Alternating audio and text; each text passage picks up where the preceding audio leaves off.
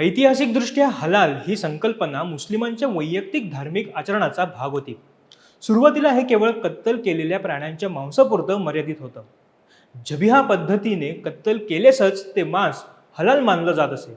मात्र 1970च्या दशकानंतर विशेषतः जागतिकीकरणाच्या लाटेत या संकल्पनेचा व्यापारी वापर सुरू झाला। भाजप आणि हिंदुत्ववादी संघटनांनी हलाल प्रमाणपत्राला आर्थिक जिहाद म्हणून संबोधले। FSSAI म्हणजेच भारतीय अन्न सुरक्षा आणि मानके प्राधिकरण ही एकमेव सरकारी संस्था असताना खाजगी संस्थांनी अन्नपदार्थांचे वर्गीकरण करणं हे कायदेशीरदृष्ट्या चुकीचं आहे। आज हलाल प्रमाणपत्र हे शाकाहारी खाद्यपदार्थ, औषधे, सौंदर्य प्रसाधने आणि अगदी हॉस्पिटॅलिटी क्षेत्रांपर्यंत पोहोचलेले आहे। हे कोणत्याही तांत्रिक गरजेपेक्षा धार्मिक वर्चस्वाचं साधन बनलेलं आहे। आज आपण याच विषयी जाणून घेणार आहोत। नमस्कार, मी ओमकार मुळे, कॅमेरा आहेत सेजल जाधव। हे कसं कार्य करतं तर कंपनीला आपलं उत्पादन विकण्यासाठी हलाल ट्रस्टकडे अर्ज करून मोठं शुल्क भरावं लागतं। धार्मिक निरीक्षक कारखान्यात येऊन कच्च्या मालाची आणि प्रक्रियेची इस्लामिक तपासणी करतात।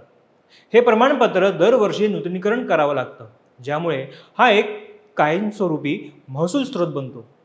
मोठ्या साखळी दुकानांमध्ये स्थान मिळवण्यासाठी कंपन्यांना या प्रमाणपत्राची सक्ती केली जाते। 2024च्या आकडेवारीनुसार पाहिल्यास जागतिक हलाल बाजारपेठ अंदाजित वाढ $4.5 ट्रिलियन इतकी वाढ झाल्याचे दिसते।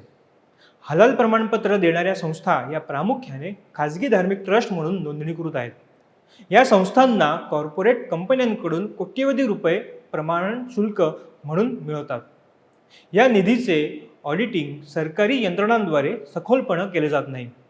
सुरक्षा तज्ज्ञांच्या मते हा निधी हवालाच्या माध्यमातून देशाबाहेर पाठवला जाण्याची आणि देशविरोधी कारवायांसाठी वापरला जाण्याची दाट शक्यता आहे।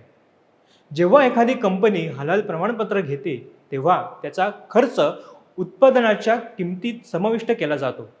याचा अर्थ असा की देशातील 80% जास्त हिंदू ग्राहक अप्रत्यक्षपणे या धार्मिक कराचा बोजा उचलत आहेत। आर्थिक बहिष्काराचं तंत्र पाहिल्यास हलाल प्रमाणपत्राचा वापर करून एक विशिष्ट धार्मिक इकोसिस्टीम तयार केली जाते। या सिस्टीममध्ये केवळ हलाल प्रमाणित वस्तूंनाच प्रवेश मिळतो। यामुळे गैरमुस्लिम व्यापारी हे आपोआप मुख्य प्रवाहातल्या व्यापारातून बाहेर फेकले जातात। मल्टीनॅशनल ब्रँड्सवर दबाव, एकाधिकारशाही म्हणजेच मोनोपोली निर्माण करणं, पारंपरिक भारतीय व्यापारी साखळी मोडीत काढणं हे त्यातील काही टप्पे। यात राष्ट्रीय सुरक्षेचे आव्हान हा देखील एक महत्त्वाचा भाग आहे। हलाल प्रमाणपत्र देणाऱ्या काही प्रमुख संस्थांचा संबंध दहशतवादी कारवायांचे आरोप असलेल्या व्यक्तींशी आढळला आहे। ऑस्ट्रेलियन आणि युरोपियन गुप्तचर यंत्रणांनी वेळोवेळी हलाल निधीचा वापर हा दहशतवादी गटांना वित्तपुरवठा करण्यासाठी केला जात असल्याचा इशारा दिलेला आहे। अशी माहिती आहे की जमियत उलेमा-ए-हिंद ही संस्था दहशतवादी कारवायात अटक झालेल्या संशयितांना कायदेशीर मदत पुरवते।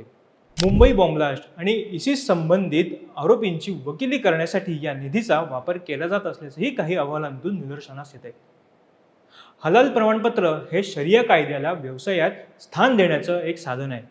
जेव्हा एखादी कंपनी हलाल नियम मान्य करते तेव्हा ती भारतीय कायद्यांऐवजी धार्मिक नियमांचं पालन करण्यास बांधील होते। हे राष्ट्रीय सार्वभौमत्वासाठी धोकादायकच आहे। हलाल मांसासाठी केवळ एका विशिष्ट धर्माच्या व्यक्तींचीच भरती करण्याची अट असते। यामुळे हिंदू, दलित आणि शीख समाजातील पारंपरिक खाटीक कारागीर बेरोजगार होतात।